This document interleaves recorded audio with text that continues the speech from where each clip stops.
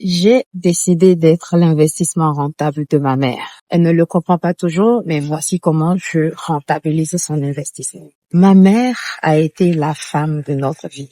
Ça a été la femme qui s'est battue pour qu'on ait le niveau d'éducation le plus élevé. Toutes les villes de tous les pays où j'ai grandi, j'ai été dans les meilleures écoles de ces villes-là. Et qui dit meilleure école?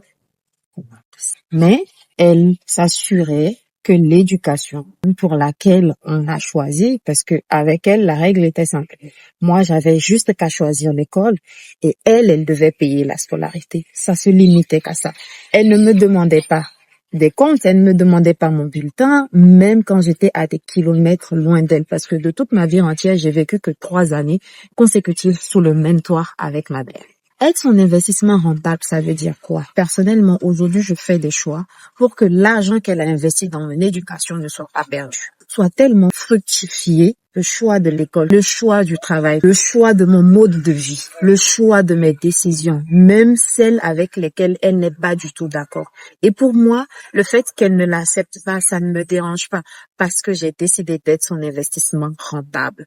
La manière dont je m'habille, la manière dont je me présente dans la société, la manière dont je m'arrange d'être une meilleure personne chaque jour, la manière dont j'investis dans ma vision de vie, la manière dont je suis alignée avec ma mission de la vie, la manière dont je construis mes projets. J'ai décidé d'être son investissement rentable. Mais ça a un prix. Être son investissement rentable veut dire que je ne suis pas obligée d'être d'accord avec ce qu'elle fait. Je ne suis pas obligée d'être d'accord avec ses croyances. Être son investissement rentable m'a poussé à déconstruire toutes les croyances avec lesquelles j'ai grandi pour choisir les croyances avec lesquelles je serai le plus alignée. Religieusement parlant, spirituellement parlant, objectivement parlant. Et c'est mon choix. Décider de vivre cette vie incombe des choix afin de vivre une meilleure vie, de faire de meilleurs choix et surtout pour que toute la souffrance physique, morale, culturelle, familiale, financière qu'elle a dû endurer ne soit pas vraie. Et si tu veux apprendre à faire tout ça, tu dois faire ne serait-ce qu'un seul choix. Quel est le type de vie que tu as envie de mener?